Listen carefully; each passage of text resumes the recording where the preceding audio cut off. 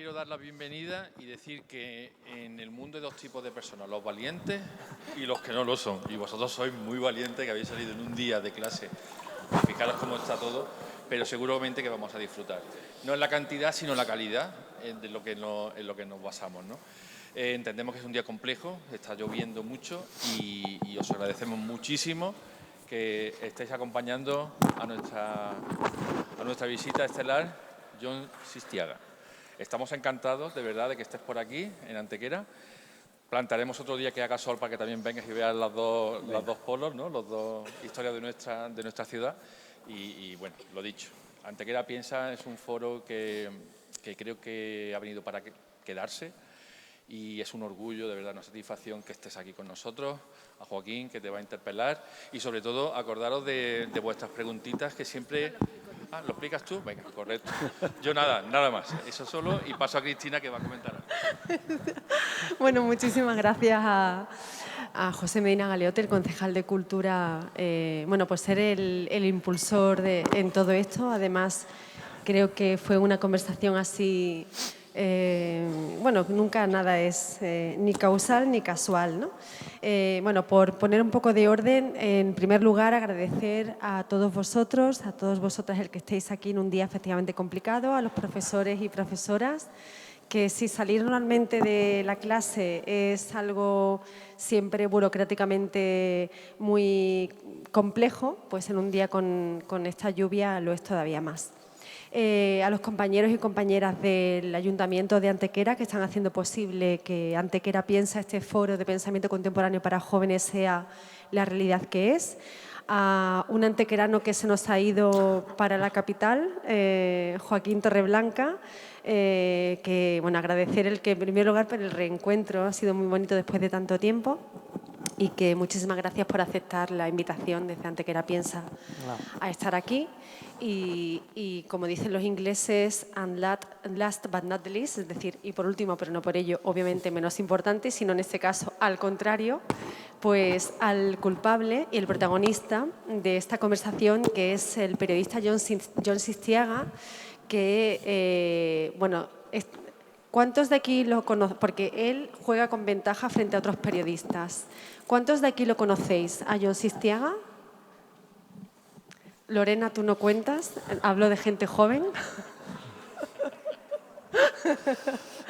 Vale, bueno, lo del comodín de Jordi Wild aquí no nos ha fallado. Bueno, Jon Sistiaga es uno de los periodistas que más audazmente está explicando y divulgando y narrando la importancia precisamente de echar abajo el relato y de anteponer la verdad en este tiempo en el que la mentira se impone. Muchísimas gracias, Jon, por hacer... Bueno, la agenda de Jon es, en fin, si la del resto de los invitados es complicada, la de él ya no os digo. Muchísimas gracias por hacernos un hueco. Y a todos vosotros y a todas vosotras, desde ya se abre el canal desde Instagram, Antequera Piensa, para que lancéis vuestras preguntas, bien a través de mensaje directo, de MD, o bien a través de los comentarios en los posts de hoy, ¿vale? Yo voy a estar... Laura me lo va a estar pasando, Laura Rueda, mi compañera de redes, ella me las pasa a mí las preguntas y yo le haré a Joaquín un gesto para trasladarle las preguntas a Jon Sistiaga. Y sin más, os dejo en manos de Joaquín Torreblanca. Muchas gracias. Muy bien, pues la charla de hoy es sobre todo para vosotros y para que cualquier pregunta que tengáis se la hagáis a Jon. Y Jon, la primera pregunta que te voy a hacer, ¿qué te llevó a dedicar tu vida al periodismo?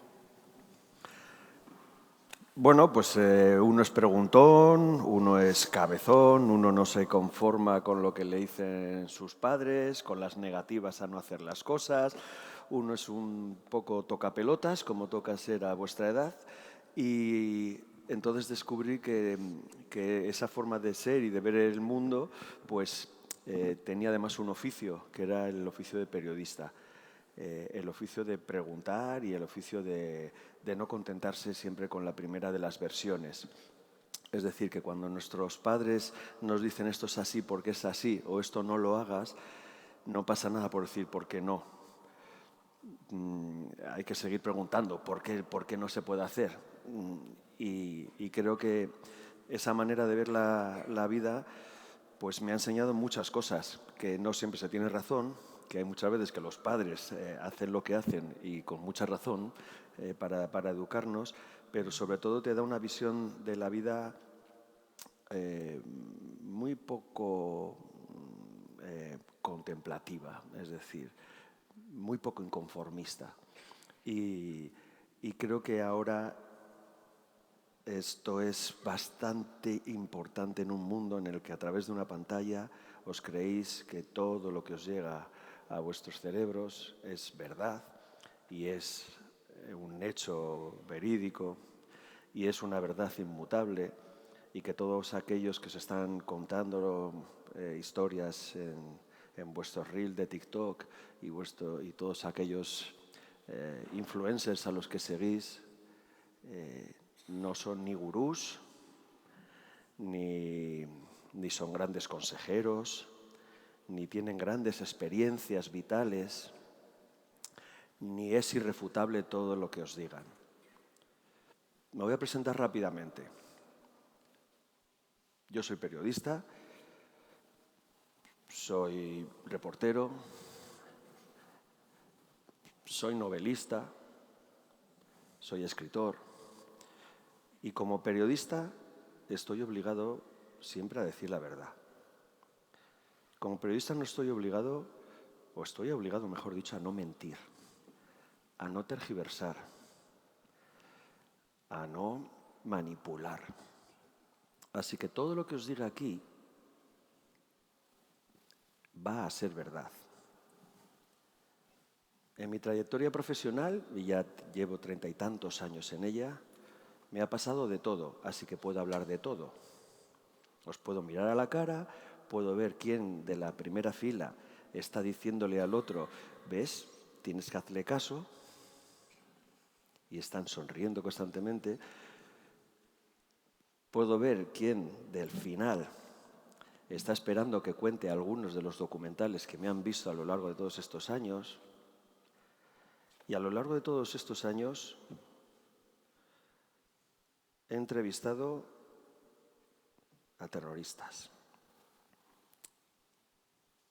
a paramilitares, a guerrilleros,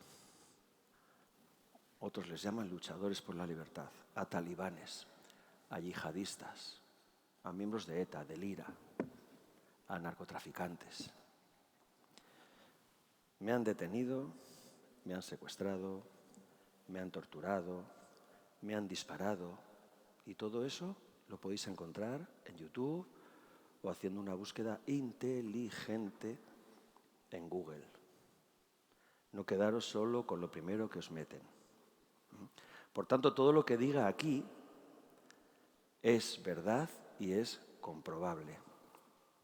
Y esto es lo que nos hace diferentes a periodistas como Joaquín o como yo, de la enorme masa de mentirosos y embaucadores que ahora mismo corren por las redes y que están aprovechándose de que vuestro cerebro es todavía demasiado blando y dúctil y permeable para meteros mentiras y comportamientos que desde luego os van a enajenar, y que dentro de unos años vais a pensar que cuánta razón tenía aquel tío que en aquel día de lluvia en la colegiata nos vino a decir que efectivamente miráramos un poquito más antes de creernos cualquier cosa que nos decían.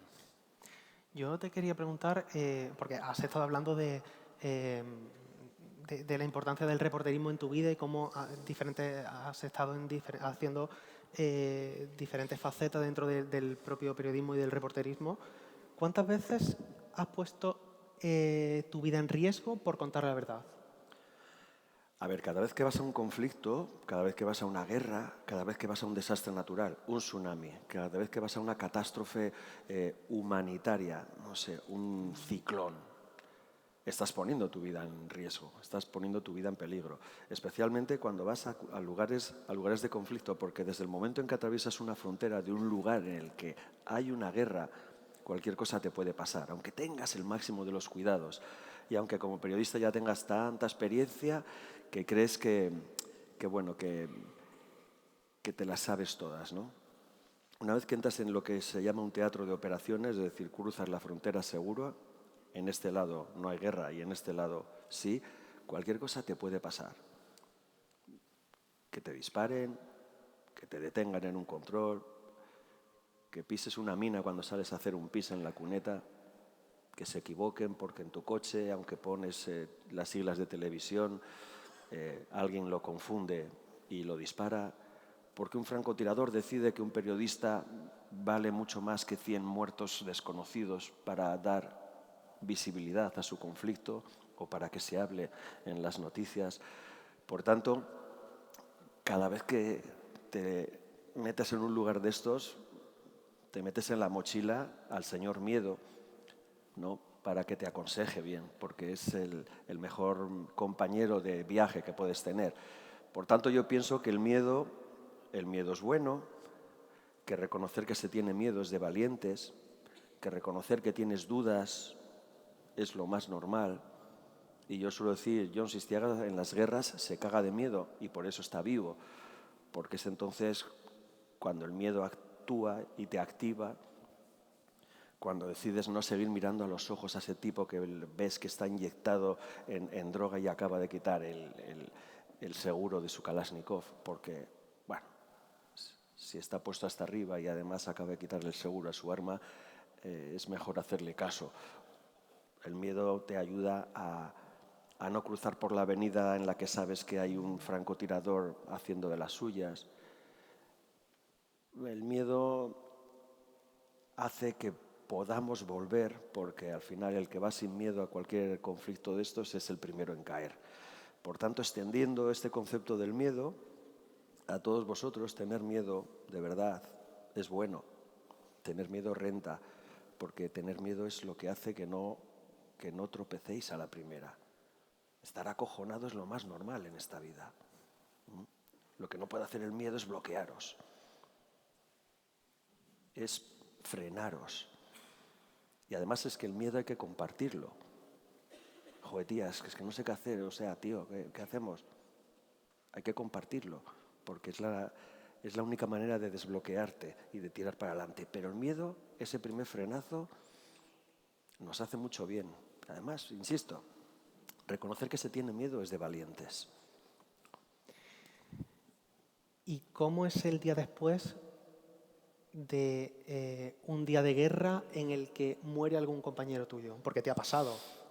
Hombre, me ha pasado una vez solo, no, me ha pasado muchas, pero bueno, sí, es un día después, ¿no? A ver, en una guerra, en un conflicto, obviamente, esto es un supuesto que puede suceder. A la guerra se va de manera voluntaria, nunca se va obligado y, insisto, desde el momento en que entras en el sur del Líbano, ahora mismo en el sureste de Ucrania, o si nos dejaran a la prensa internacional entrar en Gaza, sabes que cualquier cosa te puede pasar. Por tanto, asumes ese riesgo. Siempre piensas que obviamente no te va a pasar, pero como dicen mis amigos, joder, Jon, tú has agotado 5 de tus 7 vidas ya. O sea, es verdad que cuantas más veces vayas a un sitio de estos, más cerca estás de que te toque, ¿no? Pero cuando te toca, y hablo por mí, no hablo por otros compañeros, pues bueno, es lo más devastador que te puede pasar, ¿no? Sobre todo si lo has perdido a tu compañero y se te ha muerto en los brazos, ¿no? Pero esto afortunadamente me ha pasado una vez, aunque lo he visto que haya pasado más veces, porque han fallecido más gente a mi alrededor y no eran mis compañeros íntimos, pero al final somos todos amigos, porque en estos lugares te acabas conociendo, aunque sea en la entrada, en la recepción del hotel o tomando una cerveza, si se puede, en cualquier lado, ¿no? O sea, nos afecta a todos y cuando cae alguien, pues de alguna manera cae un poco también, no solo la libertad de información, sino cae la libertad de expresión y cae la opción de que todos vosotros, o la sociedad en general, pueda saber qué pasa, ¿no? Porque cuando se mata a un periodista, cuando se mata a un informador, se está matando la opción de que os enteréis de lo que está pasando. Los periodistas somos aquellos que nos comemos, pues bueno, el miedo de nuestras familias, que nos comemos la ausencia de nuestra casa, que nos comemos los piojos, las diarreas, el olor a muerte, todo eso que ocurre en esos lugares, para que vosotros estéis informados. Parece que estoy exagerando, todo esto lo podéis encontrar. Yo no estoy contando nada que no me haya pasado. Pero insisto en recordároslo, porque se estaba analizando el papel de la prensa y de los medios de comunicación. Insisto en que vuelvo a hablar por mí mismo cuando digo que no miento y que no manipulo. No hablo por otros periodistas o por otros medios. Pero la única manera de volver a saber qué ocurre en el mundo de verdad es que os acostumbréis, al menos cuando vayáis al ISTI y vayáis en el autobús, a mirar dos opciones de información. No os creéis solo en la primera, en los primeros 9 segundos de TikTok de vuestro informador habitual, que busquéis un poquito más allá, que busquéis un poquito más el por qué ocurren las cosas, que no porque de verdad os vais a convertir en algo muy diferente, simplemente por el hecho de tomaros ese pequeño esfuerzo de decir, ¿y esto es así? ¿O va un poquito más allá? ¿O hay algo más? ¿O quién más puede enseñarme sobre esto? Que no sea siempre la misma persona. Madre mía, parece que estamos en Gaza, macho. Joder. Casi, casi. Vale, y al hilo de esto, sí que, o sea, me gustaría que vosotros nos contarais a través de qué medios informáis. O sea, si abrís un periódico, ya no digo en papel, sino en Internet, o directamente os informáis por Instagram o por TikTok. Y mientras ellos hacen alguna pregunta y nos cuentan también un poco a través de dónde se informan, te pregunto a ti qué riesgo ves en depender de las redes sociales para informarse.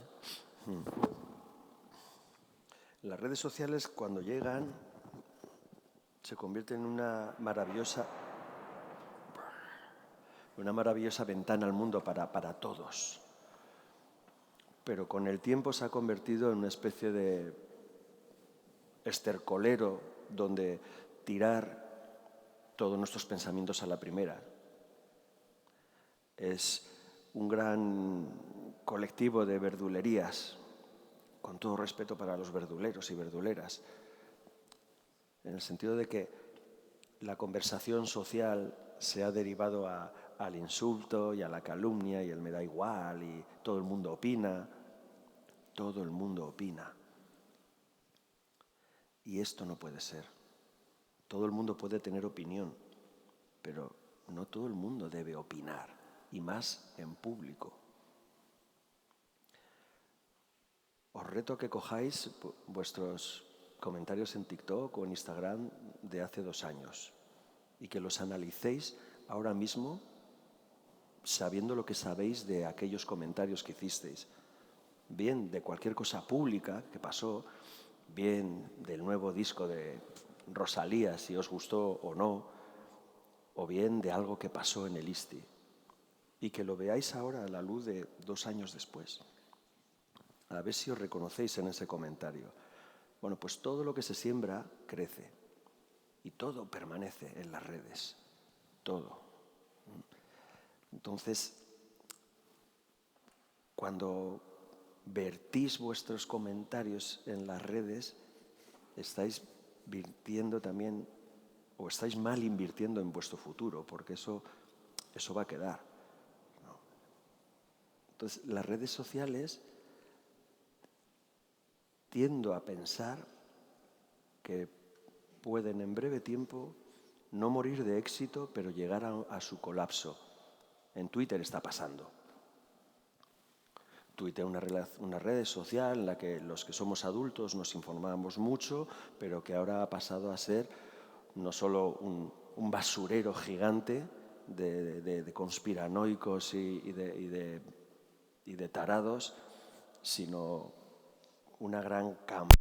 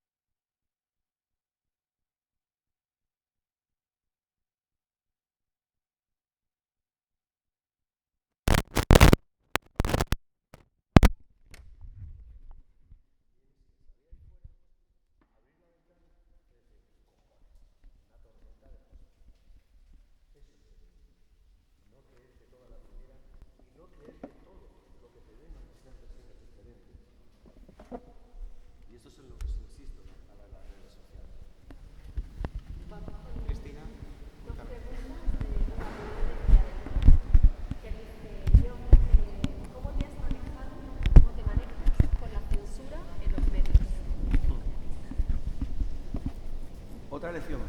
María del Mar. No sé si María del Mar quiere levantar la mano o prefiere que no. Ahí. ¿Dónde? Allí, allí. Ah, vale. Bueno. Algo que me parece tremendo de las redes sociales es que es un lugar donde puedes vertir tus proclamas sin dar la cara. Y esto es uno de los mayores problemas que significan las redes sociales, que cualquiera, como os digo antes, puede opinar y además esconder la mano o esconder la cara. Si me hacéis preguntas ahora, os voy a pedir, si no os importa, que porque se necesita saber con quién hablas. Los periodistas firmamos todas nuestras informaciones. Todas. Para que si alguien me dice que lo que dijo Jon Sistiaga no es correcto, sepa que Jon Sistiaga la rebatía. Sí. Si no pones nombre, esto entronca directamente con la censura, ¿no? Es decir, la mejor forma de autocensurarse, o mejor dicho, de no autocensurarse, es no dar tu nombre. No decir que soy María del Mar. Puedo soltar lo que quiera. Me puedes insultar. Puedes haberte hecho un perfil ahora y que la pregunta, si me la quiere decir Cristina, sea, oye, capullo, ¿pero tú qué te has creído? Podría ser. O sea, tú apostarías por controlar más la red social. Es básico. Es básico para generar diálogo social y para que el diálogo público exista, necesitamos ponernos caras todos. Necesitamos poder levantar la voz y pedir permiso para hablar si hay un moderador o decir yo también tengo algo que decir, pero que se sepa quién está detrás. Que sepamos que no es un bot o que no es un hacker ruso desde San Petersburgo ordenando a todas sus granjas que digan que Jon Sistiaga es un capullo y me metan a mí una avalancha de mensajes diciendo que soy un capullo. Se necesita eso. ¿Cómo lidias con la censura? En mi caso, porque prácticamente no la he sufrido. Porque desde el principio, quizás haya tenido suerte, pero desde el principio, desde mis primeros tiempos haciendo información de terrorismo, de ETA, en Telecinco, cuando había una información que consideraba que estaba teledirigida por el Ministerio del Interior de turno, yo me negaba a hacerla o me negaba a firmarla, porque era evidente que era una información con un destino, ¿no? Pero no era una información real. Eso ya te va a ti mismo generando una idea ética de lo que quieres ser y de lo que quieres hacer. Y estos principios, y a vuestra edad es donde tenéis que empezar a pensar en los principios morales que deberían de regir vuestra vida futura, esos principios deben ser inmutables. Se pueden modular con los años. Dentro de 30 años no vais a ser las mismas personas. Yo no soy el mismo de hace 30 años, pero sí que sigo siendo el mismo tipo de periodista. El mismo tipo que llega a un sitio y que se pregunta, ¿aquí quién ha matado a quién? ¿Aquí quién ha secuestrado a quién? ¿Aquí quién tortura a quién?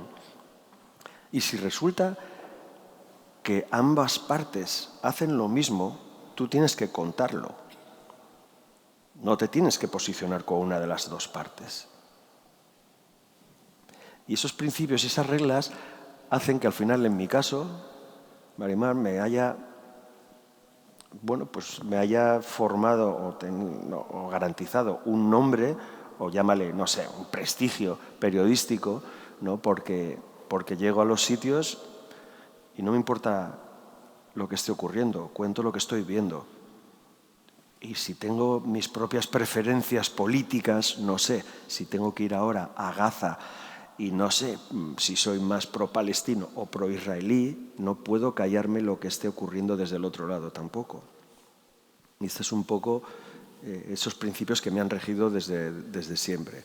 Y esos son los principios que de alguna manera os tenéis que empezar a pensar y a inculcar ¿Cómo queréis ser? ¿Cómo os proyectáis a vosotros dentro de 20 años? Probablemente ninguno todavía sepa lo que quiere ser. Me da igual, fontanero, futbolista, no sé, astronauta, médica. Pero tenéis que empezar a pensar cómo queréis veros y cómo de orgullosos queréis que vuestro yo de 35 años piense en vuestro yo actual. ¿Más preguntas? Cristina. Manu tiene dos preguntas. ¿Quién es Manu con dos U's? Bueno, sí. Bueno, ¿Quién las es Manu? lanza. ¿Dónde está Manu? ¿Dónde? Bueno, prefiere... ¿No está Manu? Da igual, bueno. Lo que- Dos preguntas. ¿Crees que un periodista debe ser completamente objetivo o está bien expresar su punto de vista? Bien. Y otra. ¿Piensas que el periodismo puede cambiar la manera con la que vemos el mundo? Bien. El desconocido Manu ha hecho dos buenas preguntas. Qué pena que no le veamos la cara. Igual el Manu es un colectivo. ¿Sois un colectivo? No. Soy solo uno, ¿no? ¿Eres tú? ¿No? El de Garranate, que estaba escribiendo en el móvil antes, mientras el otro le miraba, ¿no? ¿Eres tú? Bien, Manu. Buenas preguntas. Pero insisto, hay que dar la cara, sobre todo cuando haces buenas preguntas. Manu, te estoy hablando. Hay que dar la cara, sobre todo cuando se hacen buenas preguntas. No pasa nada. Puedo decir, oye, ¿qué es esto de la objetividad? La objetividad es una puta mierda. La objetividad no existe. Nadie es objetivo. Y no se puede exigir a los periodistas que sean objetivos, porque eso es la gran falacia y la gran mentira en la que ahora nos está pasando factura a los periodistas, porque cualquiera que quiera meterse conmigo me dirá, es que no eres objetivo. ¿Quién cojones te ha dicho que yo he sido objetivo siempre? Si eso no existe. Ahora, se puede tratar de ser lo más ecuánime posible, lo más honrado, lo más honesto, aunque a veces vaya en contra de tu propia forma de pensar. Pero al final tienes que ser sensible, por ejemplo, a la línea editorial del medio en el que estás, si estás en un medio. Es decir, no es lo mismo estar en el ABC que estar en El País. Ahora, pero pongamos que soy un tipo que tengo mi propio TikTok y mi propio Instagram y me voy por el mundo a buscarme la vida y a contaros cosas que voy haciendo. Desde que me como el chile más picante del mundo, no sé, a que me meto en el hielo más congelado del mundo de Siberia. Esas cosas, esos retos que tanto molan. Pues no existe la objetividad ahí tampoco. Porque el chile no te va a picar lo mismo a ti que a mí. Será a él al que le pique. Objetivamente, no hay objetividad en eso. ¿Mm? Y la segunda... La segunda era, pues la acabo de borrar. Joder, la mano. ¿Cómo era la segunda? Así que si el periodismo de memoria es capaz de De salvar el mundo. No, de salvar el mundo, no, de modificar. De modificar el mundo. ¿Cómo de cambiar la manera en que vemos Exacto, exacto. Muy bien. Desde mi experiencia, no. No. Nada. Somos voces que se pierden en las tormentas. Somos lágrimas que se pierden en la lluvia, como diría. ¿No? Podemos ser tocacojones. Podemos estar raca. Pero no cambiamos el mundo. Se ha parado la guerra de Ucrania, se ha parado la guerra de Gaza, por poner un ejemplo cercano. No.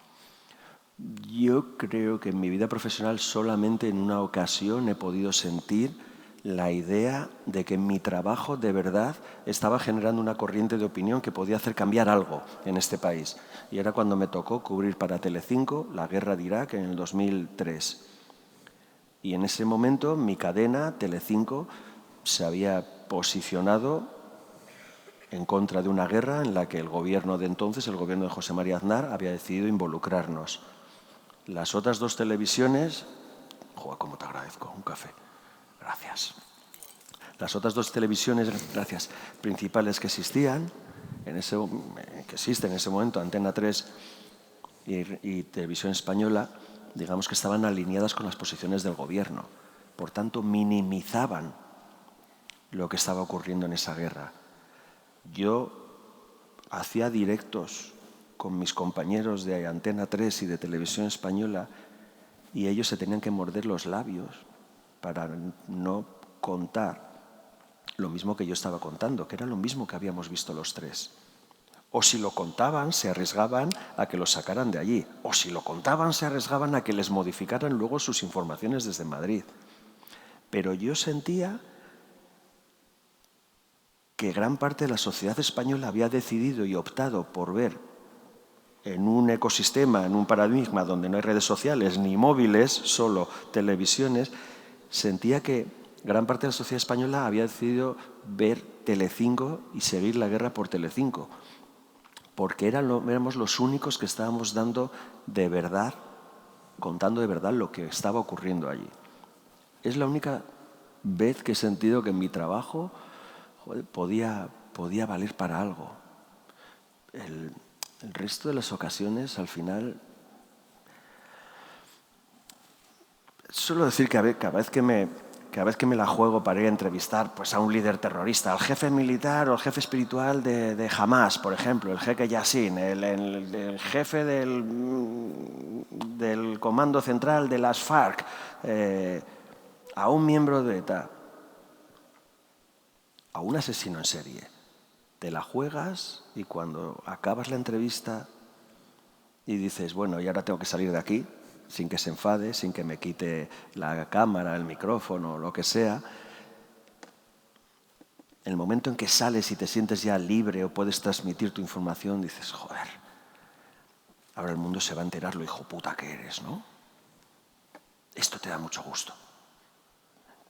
Y me da mucho gusto pensar que cuando gente como vosotros, en Kosovo, en Bosnia, en Afganistán, en Irak, en otros sitios donde he estado, se metan a googlear qué hizo su simpático abuelito durante el conflicto, durante la guerra, descubran que su simpático abuelito que le iba a recoger al colegio porque sus padres trabajaban, es un criminal de guerra. Porque estará ahí, en Google. Y lo habrá escrito gente como yo. Y ahí se quedará. Luego, que siga siendo tu simpático abuelito si quieres, o le haces las preguntas incómodas que si os habéis currado esos principios éticos, le haréis. ¿Te contesto? Más o menos, ¿no? Más. Vale, de momento... ¿Hay más? Bueno, te voy preguntando cómo puede el periodismo llegar a los jóvenes, porque ¿qué tiene que hacer el periodismo para llegar a ellos? A los jóvenes. O sea, ya no solo poner la responsabilidad en ellos, sino en el propio periodismo.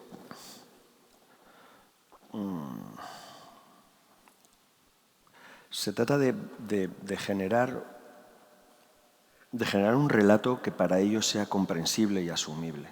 Es tan sencillo como eso. Se trata de contar historias que necesitan un artículo así de grande en apenas esto. En un pantallazo de Instagram. Se trata de fomentar su curiosidad para que si una vez les ha llegado a través del TikTok esta idea o este Sistiaga que dice pues aquí se va a liar parda porque no sé, que busquen un poco más, que digan a ver y que pinchen en el link que les lleva al artículo que en esos 15 minutos que tienen de autobús hasta el ISTI, pues bueno, se lo van a leer, ¿no? En vez de estar scrolleando todo el rato, pum, pum, y viendo absurdidez y estupideces. Tengo hijos de vuestra edad, por eso esta batalla la tengo casi todos los días con ellos. Pero sí, y aquí tienen que ser muchas veces ellos los que nos digan, joder, es que yo no me voy a leer un periódico, es que no veo la tele. pero sí me gustaría saber esto que estás contando, de que la guerra en Gaza ahora no se puede contar porque no os dejan entrar como periodistas. ¿Por qué nos dejan entrar? Porque entonces contaríamos lo que está ocurriendo allí. ¿Quién entra en Gaza ahora? Aparte de los periodistas palestinos que viven y trabajan y mueren allí. Gaza es el gran matadero de periodistas en los últimos 20 años. Llevan 133 muertos, 143 muertos. ¿Por qué no dejan entrar a gente como yo? Porque voy a contar lo que veo, y lo que veo no mola. De hecho, una de las primeras cosas que hizo Rusia cuando empezó la guerra con Ucrania fue sacar de allí a la mayoría de los periodistas. O sea, se quedaron muy pocos precisamente por eso, para que solo haya un relato. No solo sacan a la mayoría de los periodistas, sino meter a una enorme cantidad de influencers rusos y de blogueros militares, con lo cual te garantizas el relato. Te garantizas que toda la gran juventud rusa vive pensando que efectivamente se ha atacado a Ucrania porque está lleno de nazis que devoran niños.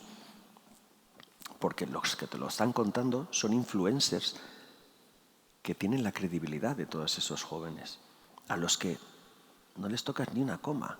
Si lo dice esa persona a la que admiras, amas, sigues, escribes, interactúas, te ha contestado, me ha contestado un mensaje, pues lo que dicen va a misa. Entonces, las guerras ahora, ¿se necesita gente como yo? No, ¿para qué? Todos los soldados llevan una GoPro aquí, todos los soldados tienen un móvil, a todos una vez que pasan las censuras puedes emitir las imágenes que quieras, o sea que los periodistas estamos ya casi como verificadores de lo que se cuenta o de lo que nos dan los ministerios, ¿no? o los ejércitos, ¿no? Entonces, yo ahora acabo de formar otra vez equipo de trabajo porque voy a empezar un programa nuevo en 4 y joder, he querido meter a alguien que tuviera menos de 25 años en el equipo para dar ideas, para dar puntos de vista, para que diga, esto es un tostón, John, esto no lo puedes contar así, o esto, a la gente de mi edad, esto se la pela. Entonces, es la manera de poder llegar a ellos, y sobre todo con cierta pedagogía que ellos también nos la den. O sea, si yo me quiero enterar, que me digan, yo me quiero enterar más, pero me aburro, o no sé dónde buscar, pues así tenemos que hacerlo, ¿no? Darles dónde buscar y darles esa pedagogía para que no a la primera no paren y digan, voy a mirar un poco más. O sea, para que salgan de aquí hoy y muchos vayan a buscar pues cosas que les ha contado el Sistiaga. Vamos a saber, coño. Y se ve en el documental que hizo sobre las barras bravas argentinas. ¿Sabes qué son las barras bravas? Nadie. No hay nadie futbolero aquí en esta clase, ¿no? En este grupo. Muy bien, pues no, sigo, me gusta. Me gusta que no haya nadie futbolero. Pero bueno, que busquéis documentales que hemos hecho y que tengáis la curiosidad de ver, hostia, cómo se hicieron y qué realidades nos cuentan, ¿no? Pues sí, Cristina. Vamos con Lorena Sánchez primero, que está por allí. No se puede cambiar y transformar, pero sí dar voz a algo que lleva haciendo años en su carrera. ¿Por qué eligió ese camino en el que mostrar verdades incómodas? Terrorismo, eutanasia, el tren de la muerte, Chernóbil.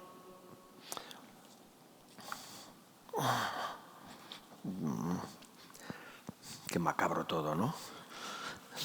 Bueno, pero eso es la vida también. Y al final, sí, es elegir un camino, puede ser. Mónica, ¿no? Has dicho. Lorena, es elegir un camino informativo, pero que te sales de los márgenes también. No sé, para mí es importante no haber hecho siempre el tipo de periodismo que se esperaba, la rueda de prensa, el comunicado oficial. Pues yo siempre me buscaba, en vez de esas grandes autopistas de la información, las carreteras secundarias, que es donde está lo que mola. La gente que merece la pena y los temas que merecen la pena, ¿no? Encontrarte, hostias, esas personas que nunca salen, pero que tienen un historión para contar después, ¿no? Y creo que todos mis años trabajando tan cerca de la muerte, porque que con la muerte jugaba las cartas muy a menudo, es una metáfora, chicos, me ha dado una visión de la vida también muy peculiar, sobre todo del alma humana y de lo que somos capaces de hacer, de cómo cualquiera de nosotros, llegado a un punto y llevado a un límite, cualquiera de vosotras y vosotros sería capaz de matar. Y esto lo he visto en todo el mundo. Sería capaz de suspender su humanidad durante un rato, que de eso se trata cuando matas. Cuando quitas la vida a alguien, dejas de ser tú humano también. Y cualquiera de vosotros lo podría llegar a hacer llevado a un extremo de defensa de su familia, de su gente, de sus padres, de su comunidad, de su religión, de su país, de lo que sea. Entonces esa visión sobre el ser humano me hizo reflexionar mucho y creo que me ameritó, digamos, poder hacer documentales en los que hablara sobre la muerte, cómo morimos, por qué morimos de esta manera, por qué hemos invisibilizado a la muerte, por qué hay gente que desea morir, por qué hay gente que se suicida, porque hay gente que ha decidido que ha llegado el final de su ciclo y quiere hacerlo bien y en paz y rodeado. Esta experiencia me ha permitido hacer documentales sobre la maldad. ¿De qué está hecho un malo? ¿Cómo alguien se convierte en un hijo de puta? ¿Cuántas pequeñas maldades, cuántas pequeñas putadas te convierten en un gran hijo de puta? Reflexionar sobre eso desde el lugar en el que yo he estado, habiendo conocido tantos hijos de puta, me permite preguntarme, hostia, ¿cómo se llega a esto? ¿Cómo te conviertes en esto? ¿Hay capacidad de vuelta? ¿Se puede volver desde ese lugar? Cualquiera de nosotros puede atravesar esa fina línea que distingue el bien del mal. Cualquiera. Os he dicho que cualquiera podría llegar a matar. Lo más acojonante es que se puede volver del mal y se puede volver a este lado. ¿Os acordáis del simpático abuelito del que hablaba antes? Puedes volver a este lado, al lado de los buenos, al lado de la bondad, ¿no? Entonces, todos estos años de experiencia me ha permitido, pues eso, estudiar y hablar sobre la violencia y cómo muchos utilizan la violencia desde un punto de vista virtuoso, porque creen que la violencia era necesaria, porque estaban perseguidos, porque no les quedaba otra opción, porque los de enfrente empezaron primero. Una violencia angelical. Al final la pregunta y los principios. Aquí, ¿quién mata a quién? Y si no te mueves de ahí, haces las cosas bien. Más. Dos preguntas. La primera te lanzo las dos, ¿vale? La primera de Montemayor. Olga, actriz. Admirado John, ¿cuál es tu análisis de lo que realmente está ocurriendo en Gaza y cómo el poder político en nuestro país influye en el pensamiento colectivo ante un acontecimiento, un hecho histórico como ese? ¿Es inevitable? Y después, otra pregunta de José. Hola, buenas. ¿Qué sentiste después de saber que su amigo se murió y si pensaste en dejar el periodismo en ese momento? ¿Qué pienso sobre Gaza? He estado un huevo de veces en Gaza. Y la última frase, estuve revisando la última frase del último documental que hice en Gaza y decía algo así como nadie sabe cuándo volverán a entrar en guerra, pero todo el mundo da por hecho de que eso va a pasar. Y esto era, la última vez fue en el 2014, estuve ahí, ahí dentro. Es decir, Gaza es una gigantesca prisión a cielo abierto. 2 millones de personas encerrados entre el mar y una enorme verja electrificada. Con el tiempo es normal que los de dentro quieran salir. Porque es una cárcel. No se puede escapar de ahí. Esto es reducirlo mucho porque es una pregunta de adulta para un público muy joven, ¿no? Pero al final ya se me acaban los adjetivos para decir qué puta mierda. Se me acaban los adjetivos, tengo que reducirme a esto. O sea, o tengo que reducirme a ejemplos bíblicos, no sé, de la ley del talión, no sé. Porque no va a acabar, y esta ya es mi opinión personal, Manu, mi opinión personal, es decir, mientras no haya 2 estados. Y eso no va a haber. Volvemos a la casilla de salida. Si eres palestino, estás jodido. Y las narrativas del gobierno de Israel están triunfando ahí fuera. Otra cosa es España. Pero otra cosa es España, con una especial afinidad, influencia, etc. Pero un paseo por el este de Europa, un paseo por gran parte de Estados Unidos, y te das cuenta como la narrativa que asimila palestinos con terroristas, una narrativa que desde el 11M es inapelable, está triunfando. ¿La otra era? Sobre José Couso. Sí, si te lo piensas, ¿no?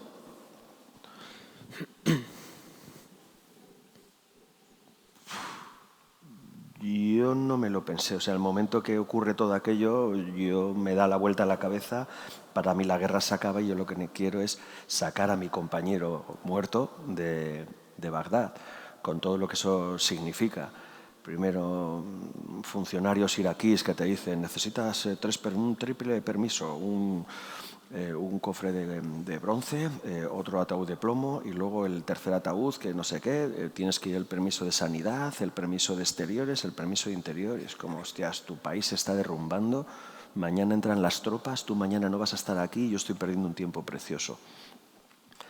Una vez que salvas todo eso y al final pues logras que te evacúen y te tragas los sapos de que sean las propias tropas norteamericanas que te han metido un cañonazo en la habitación y han matado a tu compañero, que sean ellas los que evacúen el cuerpo, y a mí en un helicóptero, en un Apache, y logras salir de allí, te tiran un misil y el helicóptero se queda así, y tú dices así, si encima voy a caer al desierto y tal, pues dices, volveré.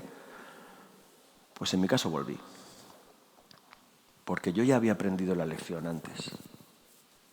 Un periodista cuando va a una guerra, a su primera guerra, sabe cuando regresa si va a volver. Porque sabe si es el mismo o es otro. Porque la guerra te cambia. Y aquella guerra en concreto y aquella muerte en concreto hizo que más de 10 periodistas amigos míos no volvieran a un conflicto. Dije, yo no vuelvo. Me puede tocar a mí la siguiente o lo que he visto, el drama que pasaba aquí, no lo quiero volver a pasar. No sé, yo me lo planteo un poco, ¿sabes? No tenéis todavía edad de conducir, pero cuando tienes un accidente en una recta que quieres volver a decir, ¿pero qué pasó? ¿Por qué me salí de la curva aquí? Pues yo volví a la curva. Y volví a los 3 meses como terapia de choque allí al mismo sitio, al mismo hotel, y desde entonces pues seguí trabajando. ¿Por qué? Porque pensaba que era un trabajo que lo hacía bien. No es que esté especialmente dotado para cubrir conflictos, pero bueno, tengo morro, chapurreo inglés, conocimientos de geoestrategia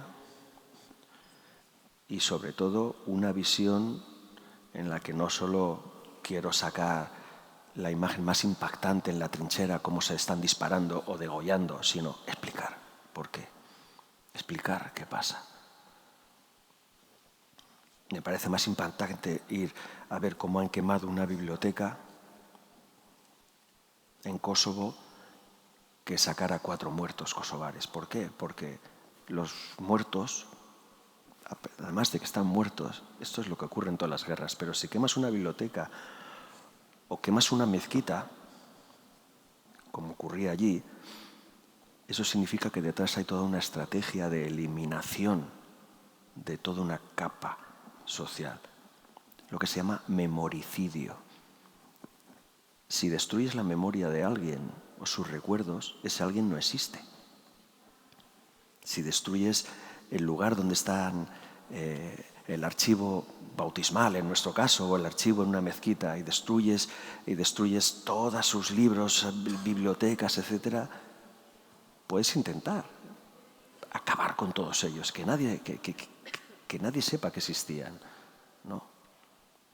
Esto ocurrió en la guerra de Ruanda, ¿no? También no quiero parecer el abuelo cebolleta, pero si el término genocidio se acuñó después de lo que los nazis hicieron para hacer desaparecer a toda una etnia, ¿no? O mejor dicho, una raza o una religión, como son los judíos, y se cargaron a 6 millones en 4 años, en Ruanda se cargaron a 1 millón de personas en 3 meses y a machetazos.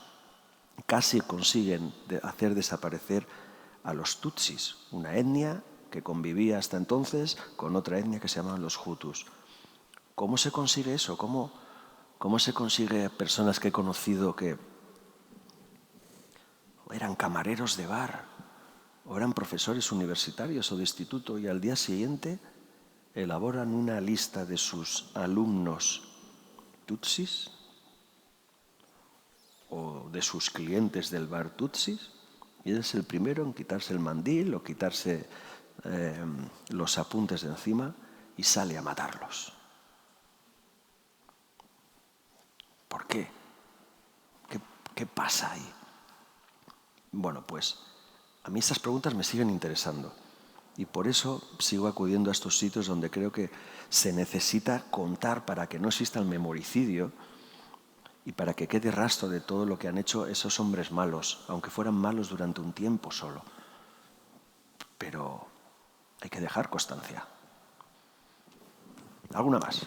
Yo voy a colarme yo aquí porque acabas de decir algo que a mí me obsesiona también, ¿no? Por el tema de la banalidad del mal, por ejemplo, ¿no?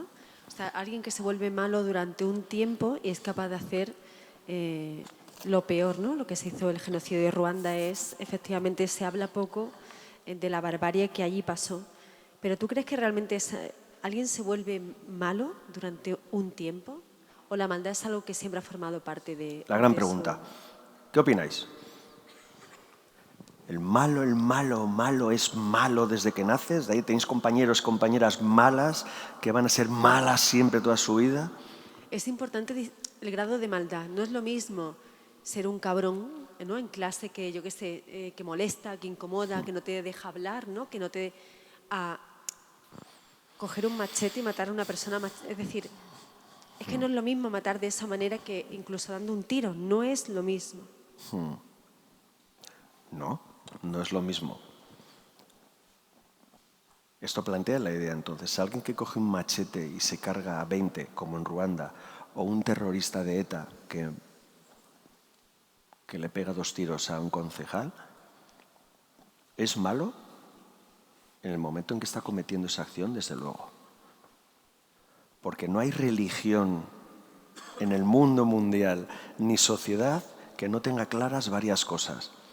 Que matar está mal, que robar está mal, que mentir está mal. No hay sociedad que busques desde un punto de vista antropológico donde se haya escrito, se haya pasado de padres a hijos que mentir es una forma de funcionar. No, o que matar. Entonces todo el mundo, ese terrorista que ha matado a alguien, ese tipo que ha cogido un machete, ese tipo que tortura a alguien, sabe que está mal. Sabe que está mal y que lo que él está haciendo va en contra de lo que le han enseñado sus padres.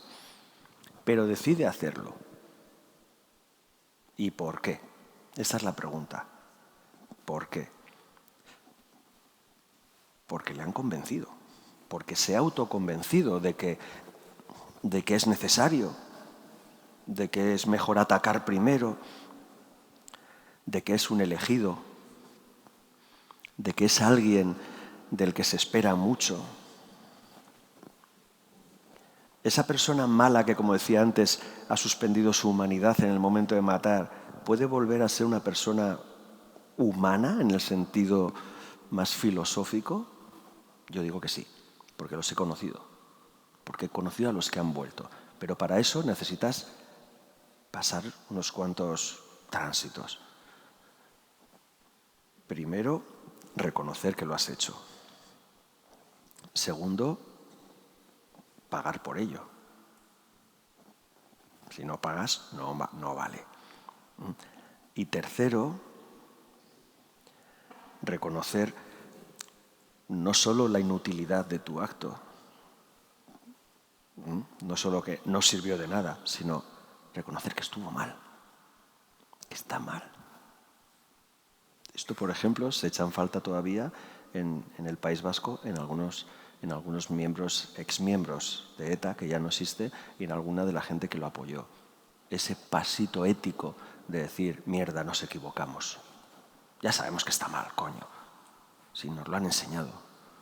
Pero tenemos que decirlo, tenemos que reconocerlo, ¿no? ¿Cuándo te encuentras? ¿Nos queda mucho tiempo?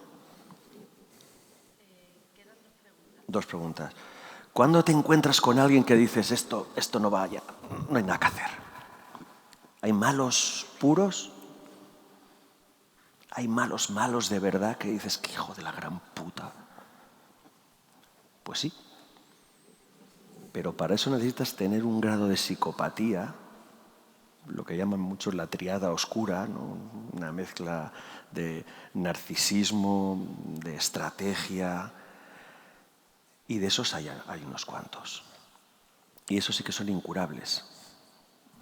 Esos sí que son incurables, porque no tienen conexión entre su parte ética y la parte que actúa. Es decir, ¿son conscientes de sus actos? Sí. ¿Les importa? No, porque no tienen empatía. Y ahí hablo ya de los psicópatas que existen en todos los grados de la sociedad y que, como sabéis, la mayor parte de los estudios científicos dice que 1 de cada 100, hay un 1% en nuestra sociedad que somos, no sabemos quién es de aquí, psicópatas. Aquí mismo, ahora, hay un o una psicópata. ¿Eso quiere decir que se va a coger en plan screaming, va a empezar a degollar a la peña? No. No. Los psicópatas pueden estar absolutamente integrados. Hay gente, ejecutivos en grandes empresas y en grandes bancos que son absolutos psicópatas. Les va muy bien en su vida, ¿no? No tienen nada de empatía y venga que desahucios, venga que no sé qué, les da igual. Pero hay algunos que sí que da el salto. Y eso sí que son los irrecuperables. ¿Habéis estado alguna vez con algún asesino en serie? ¿No? ¿Nadie? Joder, qué vida. Qué vida más aburrida. Tenéis la hostia. Pues yo he entrevistado a uno que mató a 220 niños entre 6 y 14 años. Y esto lo tenéis ahí en YouTube. Lo podéis buscar. ¿Vale? ¿Alguien sabe cómo se llamaba? Garavito.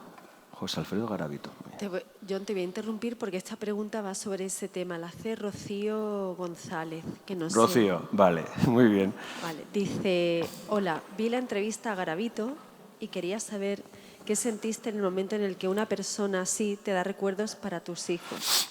Otra cosa que me llamó mucho la atención fue cuando tanto el equipo como tú dijisteis que el haber grabado la entrevista os había absuelto la energía de tal forma que ni siquiera tuvisteis ganas de salir a tomar algo. Vosotros no habéis visto El silencio de los corderos, ¿no? Esta película. Algunos sí, algunos no. Los mayores sí, ¿no? Está ahí también. Bueno, pues deberíais de verlo para empezar ahí a trabajar este tipo de cosas. Es la historia de un asesino en serie que permanece en una celda y una agente del FBI necesita entrar en su celda para hablar con él porque él es el único que puede resolver el caso en el que ella está trabajando, que es que hay otro asesino en serie por ahí. Entonces, de asesino en asesinos como que se entienden, saben un poco las prácticas. Bueno, pues yo me sentí igual.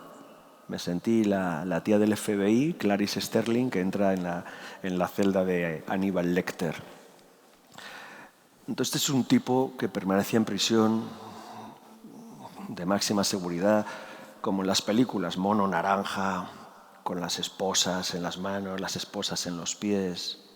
Un tipo de máxima agresividad. Y entonces decidí que la entrevista se iba a hacer a esta distancia, con una mesita aquí en medio, y le pedí a los tipos de seguridad que salieran de la celda. Es verdad que una celda en medio de un patio enorme, y una celda en medio con barrotes. Es decir, desde cualquier lado se veía lo que estaba pasando. Pero yo decidí entrar dentro, solo. ¿Y esto es una temeridad? Sí. ¿Tenía miedo? Vuelvo a insistir, cagao de miedo. Pero de alguna manera pensé que me estaba ganando el respeto de un tipo que era capaz de matar a 200 personas. Si yo entraba solo. Bueno, solo. Estaba en mi equipo también. De hecho, a mi equipo les dije, joder, cuidado que este es un psicópata, macho, estar atentos porque este me saca un imperdible de la boca y me raja el cuello y por Dios, tiraros encima. Así que decidí hacer la entrevista así un poco a pelo. Yo ya había entrevistado a varias de sus víctimas, hermanos de los asesinados, padres de los asesinados, madres de los asesinados. Y esta entrevista sí que puedo decir, Cristina, que este tipo sí que era el mal químicamente puro, la destilación, la decantación de la maldad. ¿Habéis visto Harry Potter? ¿Sí? ¿No? ¿Nadie? ¿Se ha pillado mayores o qué? ¿Os acordáis de los dementores? Estos seres que van flotando y te empiezan a absorber la energía y te van chupando. Pues Garavito era un dementor. Un tipo que cuando salimos de allí, como no sé, ya he contado alguna vez, mi equipo, el cámara que venía conmigo, un tipo de 28 años, surfero, guapísimo, de Mallorca, salió de allí diciendo, joder, tengo patas de gallo, tío. O sea, en 2 horas con este tío en su celda y me han salido arrugas en la cara. Fijaros si el tipo, si esa maldad, y sí que esta es la única vez que lo he sentido, de verdad, estoy delante de un tipo que, hostias, quiere que salte sobre él, porque me está haciendo preguntas constantemente retadoras. Me está hablando y me está diciendo, claro, es que usted, don John, de pronto usted como padre, ¿cómo sabes que soy padre? Si estás en una celda de máxima seguridad. Yo vengo desde España, de esto es Colombia. No, de pronto por la naturaleza de sus preguntas digo, joder, ya me ha cazado el hijo puta. ¿Sabes? Entonces era como un duelo de a ver quién es, o sea, a ver, no solo quién es más inteligente, sino te voy a demostrar que yo soy muy inteligente y por eso he estado durante 10 años matando a 220 niños. Que no es una exageración, que es el mayor puto asesino en serie de la historia documentado. Porque el tío dijo dónde estaban todos. Y se fueron encontrando montoneras de 10 cadáveres, 20, 15 de niños a los que él había matado. Los documentó todos. El tío llevaba un diario donde tenía pelos de los chavales y los tickets del hotel donde él se había alojado, el ticket del disfraz de cura que se había comprado para entrarle a uno de los niños y convencerle. Entonces, en todo momento, el tío me estuvo haciendo preguntas para demostrar que tenía poder sobre mí y que yo iba a perder los nervios y el control, iba a saltar y le iba a dar una hostia. Porque es lo que quería el tío, como para decir luego, pues, te he dominado. Te he dominado. ¿Y qué pasó? ¿Qué pasó?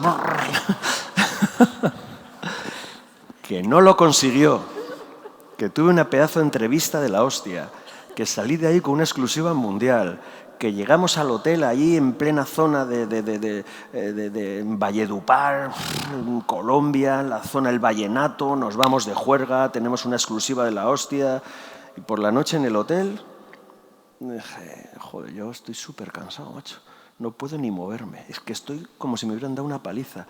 me quedo a picar algo en el hotel. Y yo. Y los 4 tíos que habíamos estado en esa celda, así, diciendo, nos ha chupado la energía, macho. O sea, tenía tanta maldad acumulada el tío y no procesada, seguía siendo tan malo. A ver, que una de las preguntas era, no, si yo no quería... A ver, hombre, cargarte un niño está mal, pero, coño, 220, me da igual, 5, 3.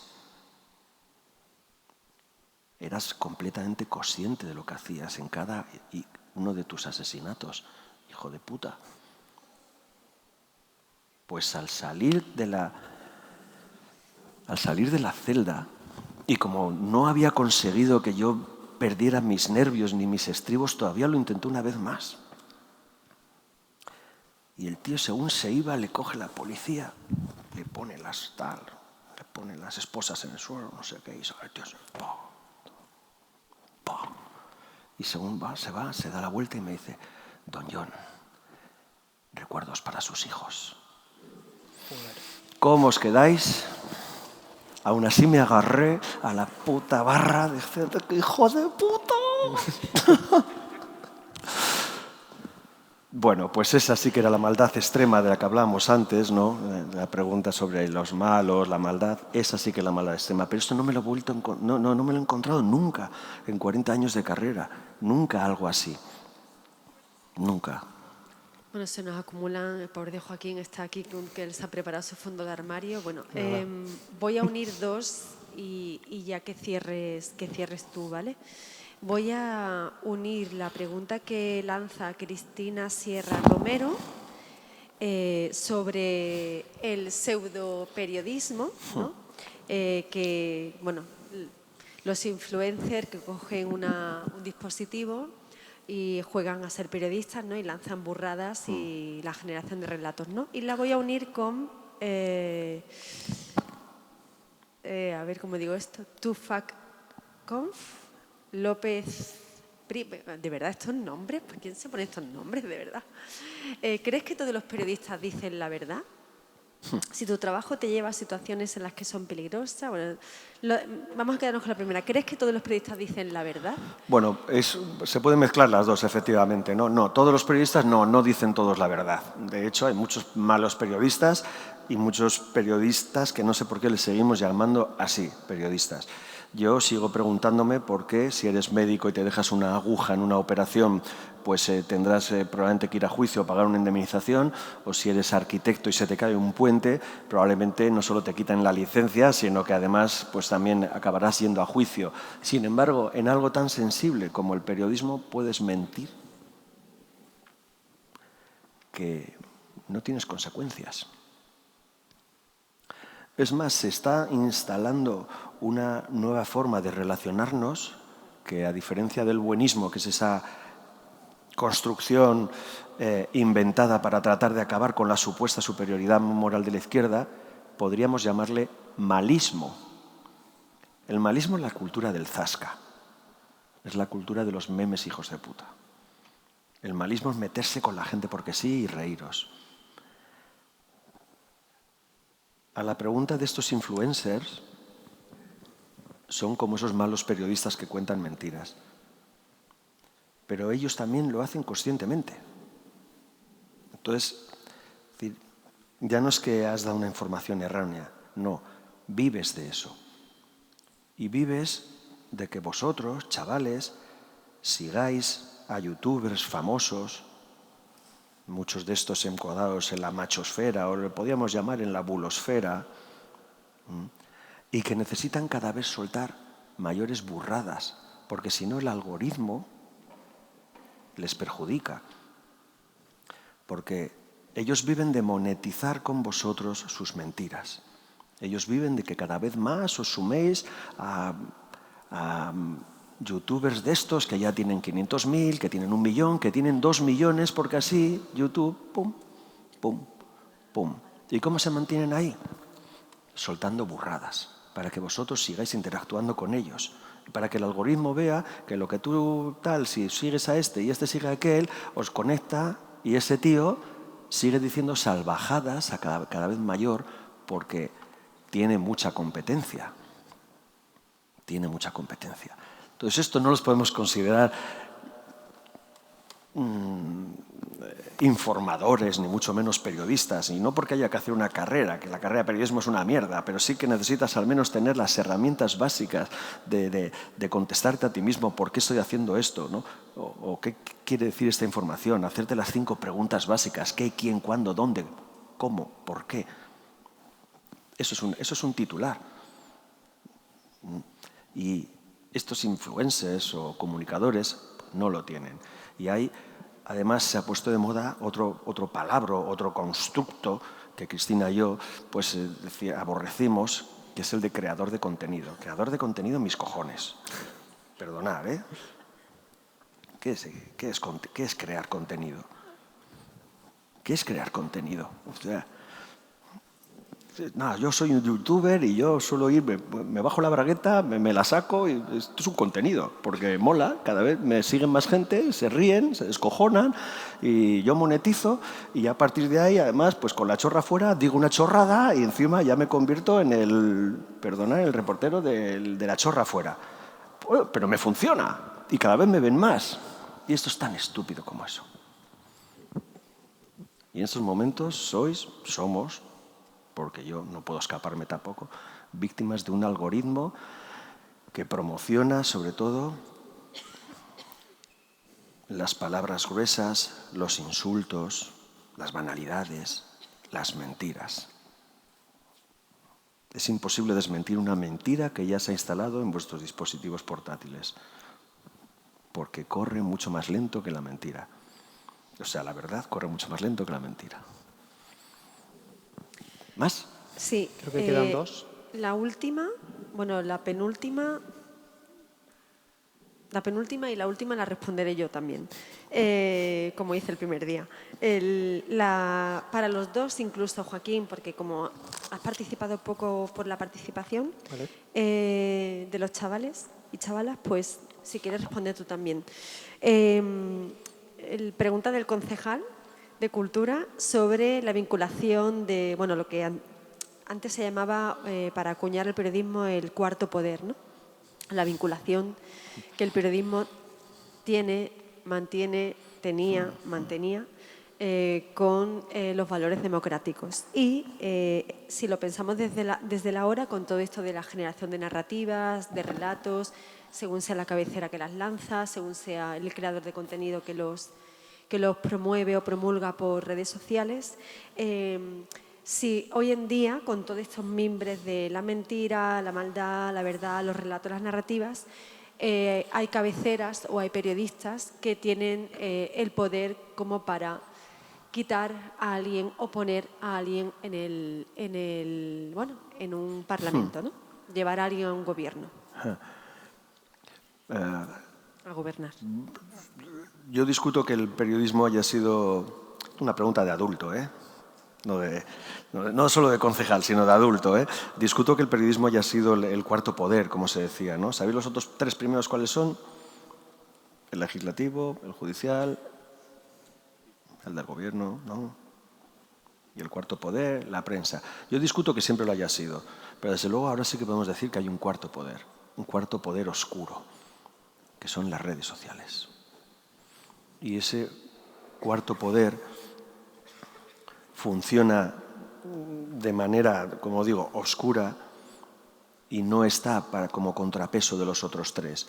Al fin y al cabo, el Parlamento le puede decir al Gobierno que esto se puede o no se puede hacer, o el Judicial le puede decir al Gobierno esto no se puede o no, pero las redes sociales no equilibran nada, no están equilibrando nada. Últimamente, y en esta semana pasada, tenemos un ejemplo de que ese cuarto poder puede hacer caer un político, por ejemplo. Hay cabeceras y estrategias en los medios de prensa, sobre todo tradicionales, que pueden tener todavía ese poder.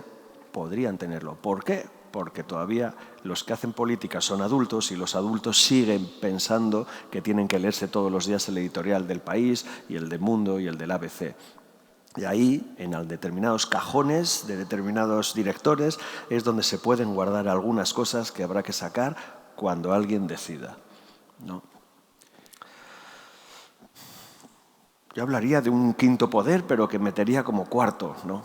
Que al final, no sé, podemos llamarle genéricamente el IBEX 35, las grandes corporaciones, ¿no? Es decir, quién decide qué leyes se pueden sacar o no, o quién se guarda información determinada sobre alguien.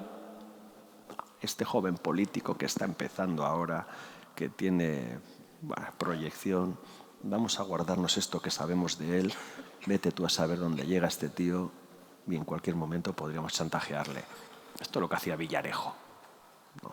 Disparar a todos y guardar información de todo el mundo, de todos los periodistas, de todos los no sé qué, para utilizarla cuando fuera conveniente. Pues sí, ¿y crees que las redes sociales han servido también para polarizar a la población? Porque yo, por ejemplo, sí que creo que al final la gente sigue a quien quiere seguir y lee a quien quiere leer, y eso sirve para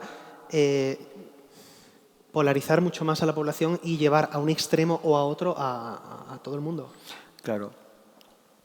Bueno, en esto consiste, ¿no?, el esquema en el que estamos ahora. Y en esto consiste la primera parte de esta charla que os he dicho, que no os quedéis solamente con la gente que de verdad refrenda vuestras opiniones, con esos líderes, youtubers, influencers a los que seguís y que pensáis que todo lo que dicen va a misa o es verdad. Que seáis críticos con vosotros, porque si no nos dirigimos a esta sociedad polarizada donde estamos en lo que se llama una cámara de eco. Solo escuchas todo aquello que quieres escuchar, nada más. No lo que te no lo que te hace dudar, porque no quieres dudas, quieres certezas. Y las redes te lo dan. Siguiendo solo a los que seguís, solo vais a tener un hilo de opinión. Tenéis que ser críticos para salir de esa cámara de eco, para salir de esos que os refrendan, que os dan lo que queréis oír y que os convierten en ovejas de un gigantesco rebaño, ¿no?, tutelado por un pastor y unos cuantos perros chungos. Mola ser la oveja negra, pero para ser la oveja negra tenéis que mirar un poquito más allá del rebaño. Pues sí, de hecho, yo esta mañana en el AVE, porque vengo de Madrid para la entrevista, precisamente, la persona que estaba a mi lado, que es algo que no suele ocurrir, estaba leyendo el ABC, al rato leyó el País, El Mundo, El Español. O sea, yo creo que es importante leer un poco todo, aunque no te guste lo que lees o no se asemeje un poco a lo que piensas. Bueno, eso yo lo hago todos los días, pero no es algo que les podamos pedir a gente como ella. Les podemos pedir que implementen esa capacidad crítica para ser un poco más diferentes, coño, para salirse para ser esa ovejita negra, ¿no? Y que no hace falta que leáis el ABC y su editorial, es un coñazo también. O sea, yo me lo trago porque me lo tengo que tragar. Pero, bueno, y el del Mundo, me da igual. Pero sí mirar más gente. No es cierto que no haya otras voces. Hay una cacofonía gigantesca en las redes, pero tenéis que buscarlas. No quedaros siempre con lo que os dice un colega. Sigue a este tío, cómo mola. Joder, Roma Gallardo mola que te cagas. Va a misa. Pues no. No, hay muchas más opciones. Pues sí. ¿Queda alguna más? Queda una, terminamos. Vale. Sí, bueno, le hago yo una última y terminamos. Venga, pues entonces, como esta es un poco más superficial, lanza tú la importante Vale. y yo lanzo. Nada, no, o sea, bueno, simplemente porque has dicho que estás preparando un nuevo programa para 4, si no puedes avanzar algo Bueno, es un programa de documentales, de 8 capítulos que se empezarán a emitir de enero. ¿Momento promo o qué? Sí, tienes un minuto. Y bueno, son temas de estos pues que me gustan a mí y que, pues mira, quiero hacer una historia. Bueno, no puedo contar nada, que se está grabando, ¿qué coño? No puedo decir nada, tenéis que verlo a partir de enero. Claro, estoy preparando ahora, no me los van a pisar. Bueno, pues preguntan, a ver que no veo el nombre. Ah, vale, sí, López Priv. ¿Quién es? ¿Quién es? Que me dice... dices que Rodri o Vinicius, Aitana Bonmatí. Balón de oro. Aitana Bonmatí, 2 años seguidos. Ahí está. esa es Pero bueno, Rodri pregunta siempre. Si me dices esto, al final Rodri es un tío que apenas tiene redes sociales. Bueno, pero... Es un tipo que nadie le sigue, que tiene unos... Pero no es el lugar hegemónico, ellas. Sí, ella sí, ya pero entre la pregunta... Pues, Pero no, John, no. A ver, que no. Aitana, y punto. Aitana, venga, Aitana. Bueno, un aplauso para John Sistiaga, por favor.